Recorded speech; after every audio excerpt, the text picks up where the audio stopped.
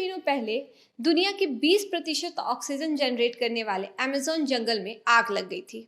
ये आग इतना भयावह था कि 2 महीनों से अधिक समय तक ये अमेज़न के जंगल धू धू कर जलते रहे। भारत में भी मानसून के आने से पहले जंगलों से आग की खबरें आती रही है, जिससे ग्लोबल वार्मिंग काफी हद तक बढ़ चुकी है। साफ ऑक्सीजन को बॉडी के लिए कितना जरूरी माना जाता है, यह तो हर कोई जानता है, लेकिन इसके लिए लोग अपनी तरफ से कुछ नहीं करते। नमस्कार, मैं निधि और आप देख रहे हैं चौकस भारत न्यूज। ग्लोबल वार्मिंग दुनिया के सबसे बड़े मुद्दों में से एक है। इसके लिए दुनिया भर की सरकारें कोई ना कोई योजनाएं लेकर आती रहती हैं, जिससे इसे कंट्रोल किया जा सके। इसके लिए बिहार सरकार भी अपना कदम अब आगे बढ़ा रही है और अब इसी बढ़ते कदम के साथ बिहार में पहला ऑक्सीजन पार्क बनने जा रहा है। तो चलिए जानते हैं इस ऑक्सीजन पार्क के खासियत के बारे में।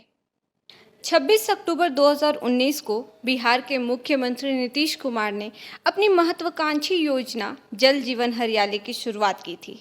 इस योजना के तहत कई काम किए जाएंगे, लेकिन सबसे महत्वपूर्ण काम जो था वो था पूरे बिहार में 1.5 करोड़ पौधों को लगाना, जिसे नीतीश सरकार के प्रशासन द्वारा इसकी संख्या को पूरा किया जा रहा है। लेकिन अब ग्लोबल वार्मिंग को देखते हुए बिहार में ऑक्सीजन पार्क बनाने की कवायद की जा रही है, जो बिहार का पहला ऑक्सीजन पार्क होगा। बिहार के गोपालगंज जिले के थावे में बिहार का पहला ऑक्सीजन पार्क बनाया जाएगा। इसमें बांस की एक खास किस्म के पौधे लगाए जाएंगे। इस ऑक्सीजन पार्क में ओपन जिम, झूले, फव्वारे भी लगाए जाएंगे, जो लोगों को अपनी ओर आकर्षित करेंगे। आज़ादी के अमृत महोत्सव के तहत देश भर के 75 शहरों को नगर वन योजना से वन इलाकों को विकसित करने की तैयारी है। गोपालगंज के पास थावे के जंगल का चयन इस योजना के लिए किया गया है।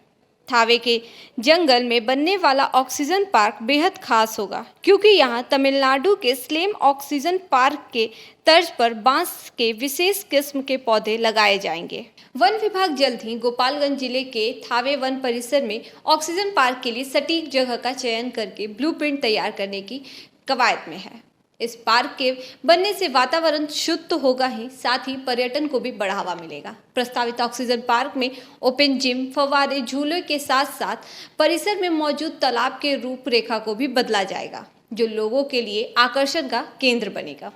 वन परिसर में थावे मंदिर मौजूद है। यहाँ देश विदेश से हजारों की संख्या में श्रद्धालु पहुँचते हैं। उन्हें ध्यान में रखते हुए ऑक्सीजन पार्क में पैदल पथ बनाया जाएगा। ऑक्सीजन पार्क बनने के बाद मॉर्निंग और इवनिंग वॉक पर लोग यहां आ सकते हैं। छात्र पार्क में बैठकर सुकून से पढ़ाई भी कर सकेंगे। इससे लोगों की सेहत में सुधार होगा और जैव विविधता के संरक्षण और संवर्धन में भी मदद मिलेगी। अब आपको बताते हैं कि इस पार्क में कौन कौन से पौधे लगाए जाएंगे, जो लोगों के लिए प्रचुर मात्रा में ऑक्सीजन देंगे। इस ऑक्सीजन पार्क में तमिलनाडु के स्लेम की तर्ज पर बांस की खास किस्म के पौधे लगाए जाएंगे। इसमें बांस के भीमा प्रजाति के पौधे लगाए जाएंगे। दूसरे पौधों के मुकाबले भीमा बांस 35% ज़्यादा ऑक्सीजन देते हैं। साथ ही इन पौधों की आयु भी दूसरे बांस से ज़्यादा होती है। इसे एक बार लगाने के बाद यह तेजी से बढ़ता जाता है। खास बात यह है कि भीमा प्रजाति के पौधों को बार बार लगाने की ज़रूरत नहीं पड़ती। एक बार लगने पे ये तेज़ी से विकसित होते हैं और बढ़ते जाते हैं।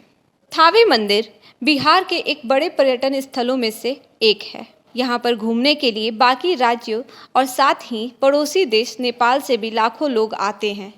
ये मंदिर उनके लिए एक आस्था का बड़ा प्रतीक है। थावे मंदिर में चैत्र रामनवमी के समय 1 महीने का मेला लगाया जाता है। बताया जाता है कि माता एक भक्त के पुकारने पर राजा मनन सेन के नाश के लिए कामाख्या से चलकर थावे आई थी, जिसके बाद वे यहीं बस गई। साथ ही एक और मान्यता है कि माता के दर्शन से सभी भक्तों की मनोकामनाएं पूरी होती है। इसीलिए थावे के जंगल में मंदिर के पास इस पार्क के बनने का निर्माण जल्द ही शुरू होगा, जिससे पर्यटकों की भीड़ उमड़ेगी। इस पार्क के बनने से वातावरण तो स्वच्छ होगा ही, साथ ही साथ लोगों को स्वच्छ ऑक्सीजन भी प्राप्त होगा, जिससे सांस से जुड़ी लोगों को दूसरी परेशानियों से भी मुक्ति मिलेगी। बाकी ऐसे ही खबरों के लिए देखते रहें चौकस भारत न्यूज़। धन्यवाद।